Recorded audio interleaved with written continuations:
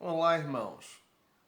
Mais uma vez nós estamos para estudar nossa lição da Escola Bíblica Dominical.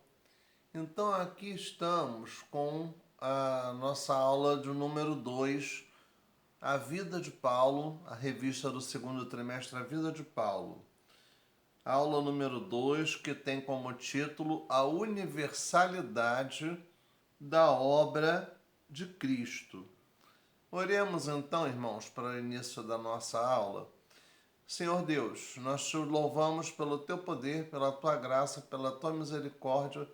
Pedimos ao Pai pela tua direção sobre aquilo que vamos estudar nessa lição, que tu possas usar a minha boca, o meu intelecto, Senhor, para conduzir esse estudo. Pai, que a partir daqui todos possam ser abençoados ao ver e ouvir as palavras que eu estarei dizendo, que o Espírito Santo possa falar aqui através de mim, nesse estudo.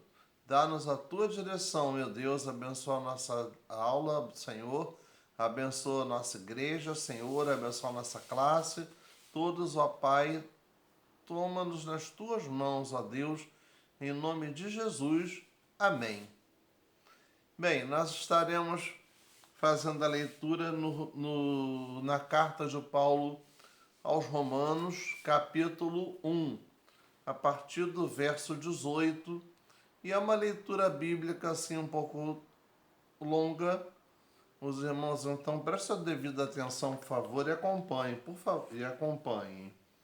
Romanos 1:18, a idolatria e a depravação dos gentios, que nos diz o seguinte: porque do céu se manifesta a ira de Deus sobre toda a impiedade e injustiça dos homens, que detêm a verdade em injustiça.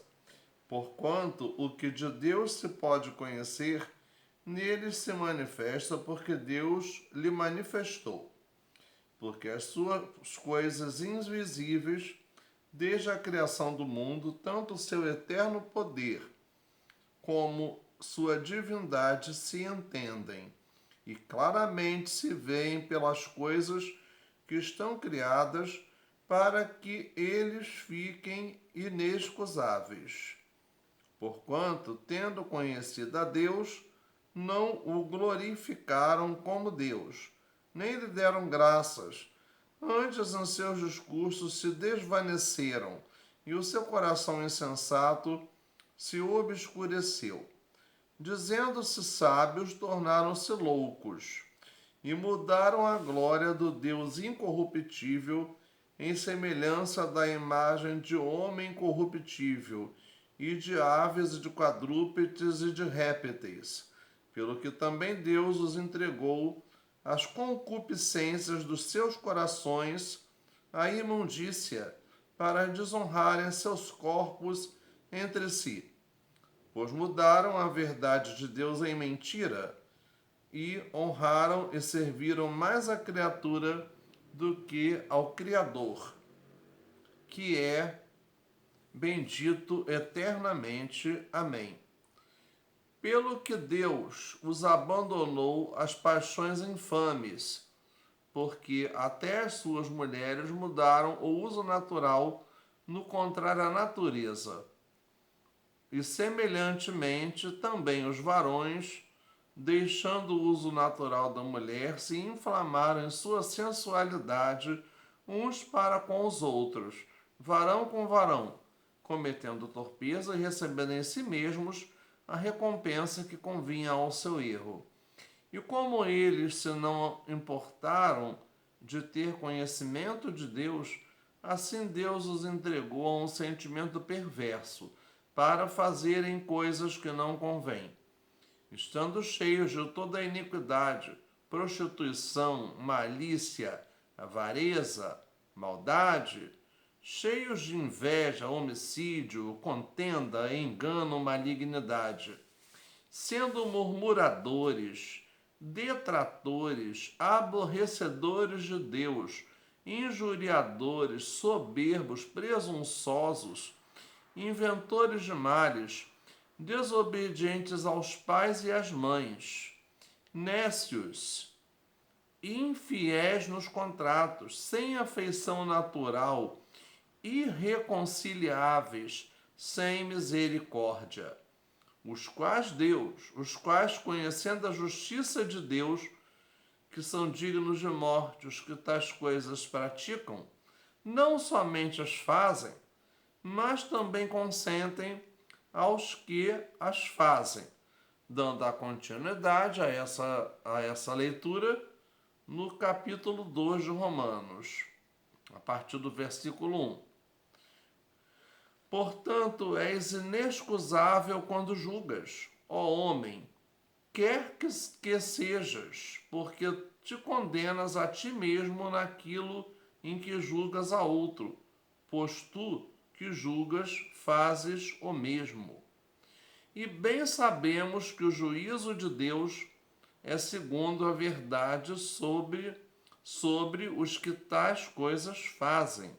E tu, ó homem, que julgas que faz estas coisas, cuidas que, fazendo-as tu, escaparás ao juízo de Deus? Ou desprezas tu as riquezas da sua benignidade e paciência e longanimidade, ignorando que a benignidade de Deus te leva ao arrependimento? Mas segundo a tua dureza e teu coração impenitente, entesouras ira para ti no dia da ira e da manifestação do juízo de Deus, o qual recompensará cada um segundo as suas obras, a saber, a vida eterna, aos que, com perseverança em fazer bem, procuram glória, honra e incorrupção, mas a indignação e a ira aos que são contenciosos e desobedientes à verdade e obedientes à iniquidade. Tribulação e angústia sobre toda a alma do homem que obra o mal, primeiramente do judeu e também do grego. Glória, porém, e honra e paz a qualquer que obra o bem, primeiramente ao judeu e também ao grego. Porque para com Deus não há acepção de pessoas. Porque para os que sem lei pecaram, sem lei também perecerão. E todos os que sob a lei pecaram, pela lei serão julgados. Porque os que ouvem a lei não são justos diante de Deus, mas os que praticam a lei hão de ser justificados. Porque quando os gentios que não têm lei fazem naturalmente as coisas que são da lei, não tendo eles lei, para si mesmos são lei, os quais mostram a obra da lei escrita em seus corações, testificando juntamente a sua consciência e os seus pensamentos, que acusando-os, quer defendendo-os, quer acusando-os, quer defendendo-os. No dia em que Deus há de julgar os segredos dos homens por Jesus Cristo, segundo o meu Evangelho. Nessa lição, universalidade da obra de Cristo, dando a continuidade aos estudos sobre a vida de Paulo, sobre o ministério de Paulo dentre os gentios, já que foi um ministério voltado muito mais para os gentios, nós vamos ver aqui que dessas muitas virtudes de Paulo, a maior foi tirar o caminho da situação de seita judaica e transformá-lo no cristianismo. O caminho era a seita que o Paulo seguia antes da sua conversão, que nós vimos na aula da semana passada.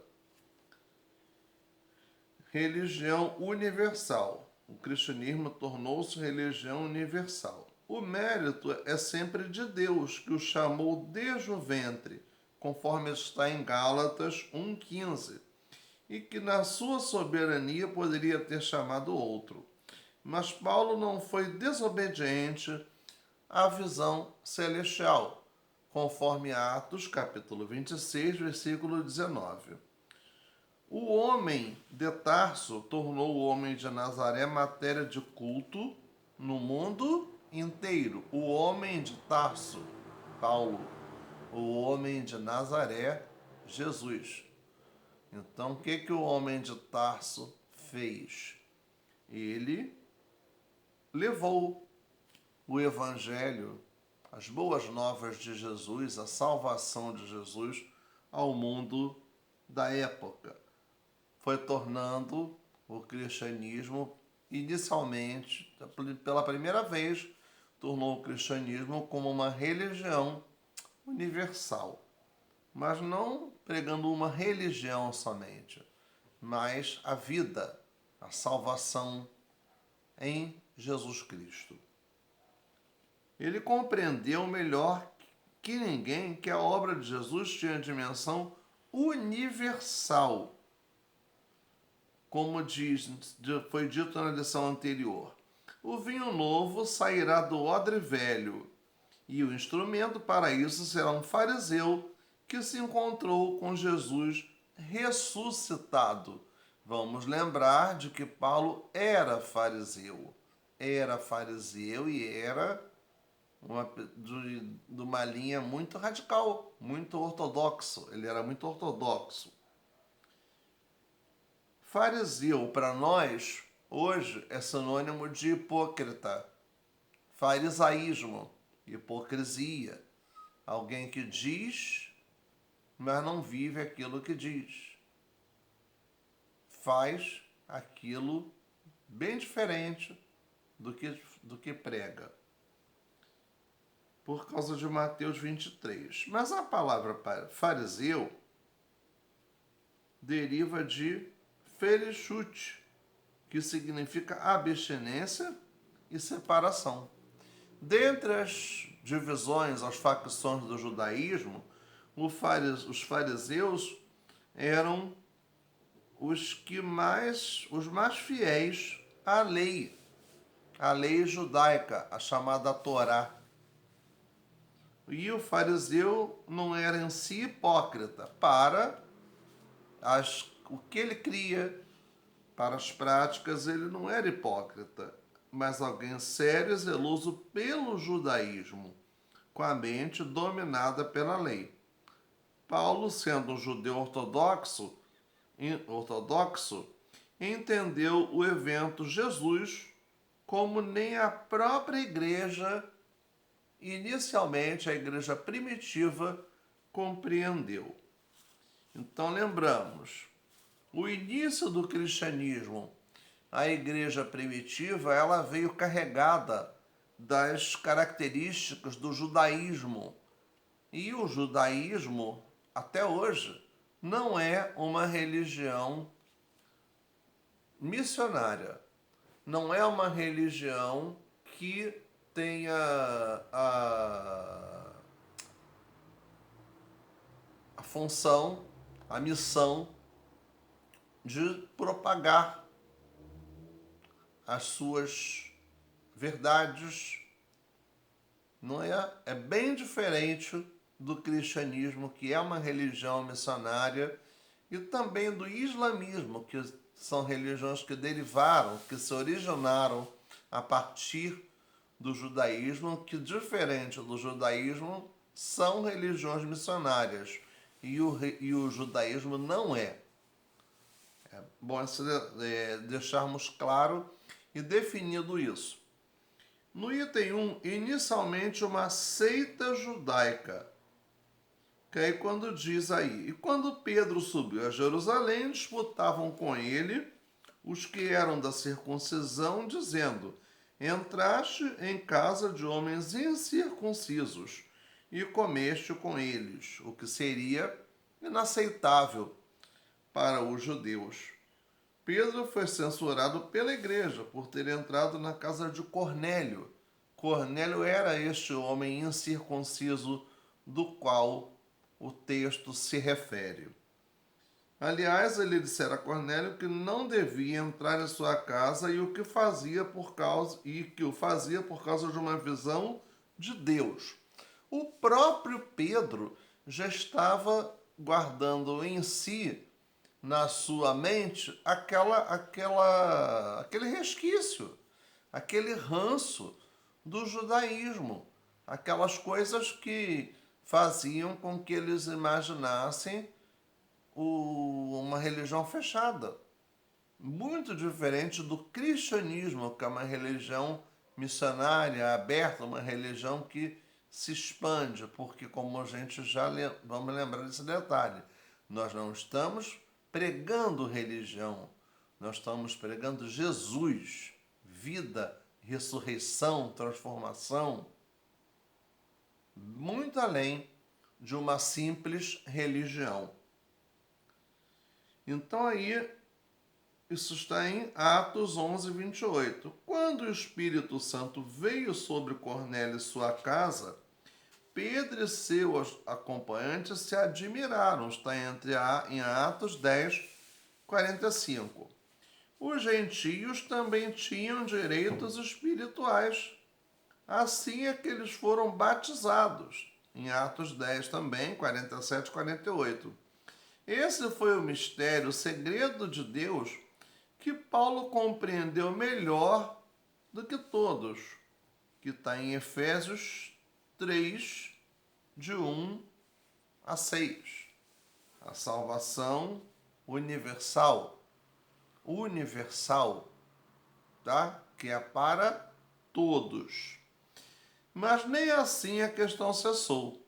Em Atos 15, de 1 a 29, as igrejas se reuniram porque alguns defendiam que os gentios que crescem em Cristo deveriam se circuncidar. Jesus não mandou ninguém ser circuncidado. E a circuncisão era um símbolo do judaísmo, ou seja, os meninos, já ainda bebês, tinham o corte do seu prepúcio, que é a pelezinha que envolve o seu pênis, né? A glande do seu pênis. Agora imagina uma pessoa já adulta, um homem adulto, um homem jovem, passar por esse procedimento, porque se converteu, mas não nasceu judeu. Então, é bem diferente a realidade dessas tradições do judaísmo, que não é para ser posta em prática pelo cristianismo. Estavam questionando por que essas pessoas deveriam ser circuncidadas. Não. Então, gentios, lembrando, um detalhe importante, gentios para os judeus eram todos aqueles não judeus, tá? Gentios, todos os que não eram judeus, seja de que nacionalidade fossem. O caminho era uma seita judaica. O caminho era a seita que o Paulo seguia antes da sua conversão, que Saulo seguia antes da sua conversão. Paulo, depois da conversão. Também deixamos isso bem claro na aula da semana passada. Né? Essa seita judaica, quem entrasse nela deveria guardar o judaísmo.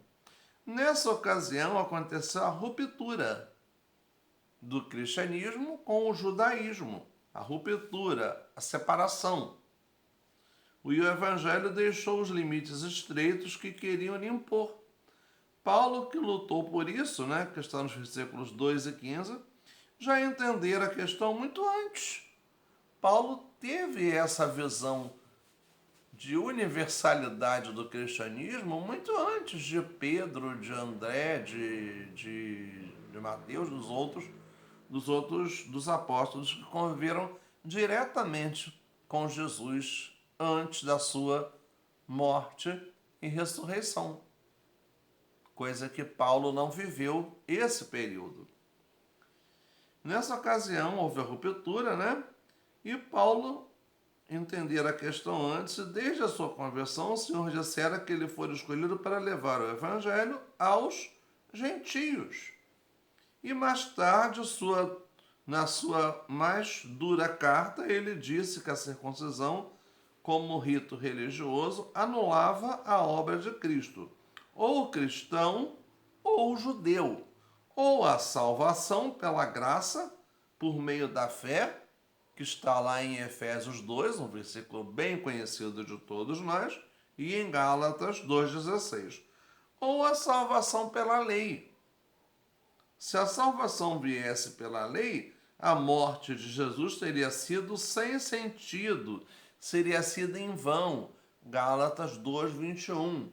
A salvação não é pela lei, a salvação não é pelas obras, a salvação é pela graça, pela maravilhosa graça do nosso Deus. E é bom lembrar isso porque vivemos tempos em que alguns desejam restaurar o judaísmo em nossa teologia. Símbolos judaicos, festas judaicas, a estrela de Davi, o kippá, que é aquele chapéuzinho redondinho usado pelos judeus aqui nessa pontinha da nossa cabeça. Agora, quem usa o kippá são somente os homens. As mulheres não usam o kippá. A arca são trazidos para o nosso tempo e para a liturgia, para cultos de algumas igrejas, de algumas denominações, que não convém estar dizendo nomes delas, né? Nós não somos judeus, nós somos cristãos, não somos filhos do Sinai, nós somos filhos do Calvário. São dois montes do relevo da geografia de Israel, do Israel territorial, do Israel bíblico. O Sinai, o Calvário. O Calvário, onde Jesus foi crucificado. Nada temos a ver com Agar, e sim com Sara. Agar foi a mãe de Ismael, que daí dele veio o islamismo. Ismael era um filho bastardo de Abraão. A precipitação de Sara, que não creu que ela, na sua idade já avançada, fosse ser mãe, que foi um milagre que Deus operou na vida dela, foi uma promessa cumprida por Deus. Pois não somos filhos da Jerusalém geográfica, da Jerusalém que se encontra lá no estado de Israel atual, que é disputada pelos judeus e pelos palestinos, que é foco de conflitos, de disputas políticas, de disputas religiosas, que é a cidade santa para os judeus, é a cidade santa para os cristãos e é a cidade santa também para os muçulmanos. Então nós somos da Jerusalém espiritual, Gálatas 4 e Apocalipse 21. Nós somos de Jesus e ouvimos a Jesus e não a Moisés ou a Elias. A lei e os profetas como norma vigoraram até João, e desde então vale o evangelho do reino. Como diz no hino 401 do cantor cristão, eu sou de Jesus, aleluia, de Cristo Jesus, meu Senhor. Não quero falar, não quero... Mas não quero falhar, mas quero falar, andar e viver com Jesus. Eu sou de Jesus, porque nós somos cristãos da Igreja Apostólica Neotestamentária. Estamos debaixo da graça e não debaixo da lei. Lei. diferente de graça. A lei não foi abolida, a lei existe sim, mas acima da lei está a graça. Não podemos esquecer desse detalhe. Somos de Jesus e não de Moisés. Não podemos voltar atrás, pois não somos daqueles que recuam na fé. Como dizia lá a música do grupo Logos, quem tem posto a mão no arado não pode mais olhar para trás, pois quem no arado põe a mão, trabalho certo e perto, tem serviço e profissão. Né? Quem em Cristo põe a vida não pode mais olhar para trás, pois quem ao mestre deu a mão, trabalho certo e perto, tem serviço e profissão. No item 2, o evangelho é para todos, sem distinção de pessoas. Deus chama a todos os povos, todas as nações, todos os homens e todas as mulheres ao arrependimento, ao plano da salvação. Venham todos, porque não há acepção, não há preconceito, não há barreiras para que as pessoas sejam cristãs, aceitem a Cristo como seu Senhor e como seu Salvador. Então a gente vê o seguinte: temos a universalidade do Evangelho. Paulo pregou aos gentios. Então, por que Paulo pregou aos gentios? Não vamos esquecer de que, diferente dos apóstolos que conviveram diretamente com Jesus, que eram homens simples, judeus, ligados ali, pescadores, ligados com aquela realidade do povo judeu, né? Paulo era um homem muito inteligente, muito bem preparado, ele falava várias línguas. E principalmente, Paulo tinha o título de ser cidadão romano. Por ser cidadão romano, ele tinha livre acesso a todos os territórios sob o domínio do Império Romano. Então ali, Deus não escolheu Paulo para pregar as boas novas, o evangelho aos gentios à toa, porque ele tinha, além de condições intelectuais, ele tinha também as condições espirituais, porque ele foi escolhido e foi capacitado pelo Espírito Santo de Deus, como também ele tinha a cidadania romana, que lhe dava o direito de circular por todos os territórios conquistados ou sob o domínio político, econômico e militar do Império Romano, que dominava o mundo na sua época. O Senhor disse a Ananias que o recém-convertido Saulo era um vaso escolhido para levar o meu nome perante os gentios. Isso nós falamos na semana passada. Tiago, Pedro e João, líderes da igreja de origem judaica, reconheceram que Paulo era o homem destinado por Jesus para pregar o evangelho aos gentios. Está em Gálatas 2. E ele mesmo se declarou missionário aos gentios várias vezes. Em Romanos 11 e em Romanos 15, em Gálatas 1, 16 e em 1 Timóteo 2, 7. O ensino de Paulo é claro, é objetivo. Deus encerrou todos os homens, quer judeus, quer gentios.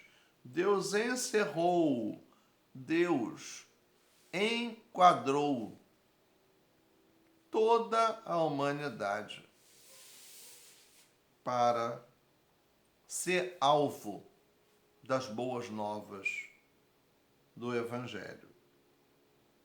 E todos foram enquadrados debaixo do pecado. Lá em Romanos, porque todos pecaram e destituídos estão da glória de Deus. Todos pecaram. Não foi só um, não foi só outro, foram todos, sem exceção. A vantagem dos judeus é que eles receberam os oráculos divinos, Romanos 3:1. Mas também estão debaixo do pecado como gentios. Os judeus não foram, não são e nunca serão melhor que os gentios. Assim como nós também não somos melhor do que os que não são cristãos. Tá? Nós temos uma grande diferença. Temos o conhecimento da palavra do nosso Deus e servimos a esse Deus tão glorioso, tão poderoso, tão misericordioso. Mas isso não nos faz melhor do que ninguém. E isso não pode trazer às nossas mentes uma ideia de superioridade. Então, quem é que Deus exalta? Aquele que se humilha, aquele que é o seu servo. Não vamos esquecer disso. Todos precisam do mesmo Salvador, que é Jesus. Deus é Salvador de todos os homens. Então, todos os homens significa toda a humanidade. Homens aí se refere à humanidade. Não é somente ao sexo masculino, a quem nasceu no sexo masculino, mas toda a humanidade. Os homens, as mulheres, todos são alvo, são objetivo da salvação divina. Isso é a universalidade da obra de Cristo. Ele é o Salvador possível para todos os homens. Todos podem ser salvos. Todos podem ser salvos. Só não podemos dizer que todos são salvos. Todos podem, mas nem todos são. Porque Deus nos deu o direito de escolha, né? Chamado de livre-arbítrio. Deus nos deu essa